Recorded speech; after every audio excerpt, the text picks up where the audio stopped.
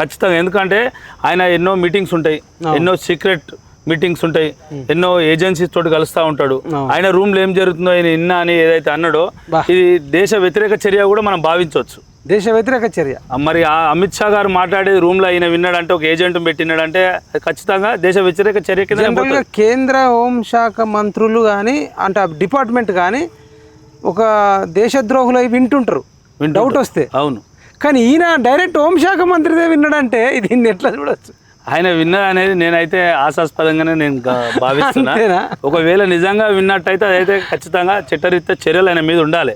ఎందుకంటే మన home minister, ఈ దేశాన్ని పాలించే హోమ్ మినిస్టరు, ఆయన ఎన్నో మీటింగ్లు పోతూ ఉంటాడు, ఆయన ఎన్నో సీక్రెట్ పాలసీస్ చేస్తూ ఉంటాడు. ఇవన్నీ కూడా ఈయనకు తీసుకొచ్చి ఎవరో ఏజెంట్ ఇస్తుండంటే ఇదన్నీ కూడా ఇది చాలా కుట్ర దాగి ఉంది దీనిలో.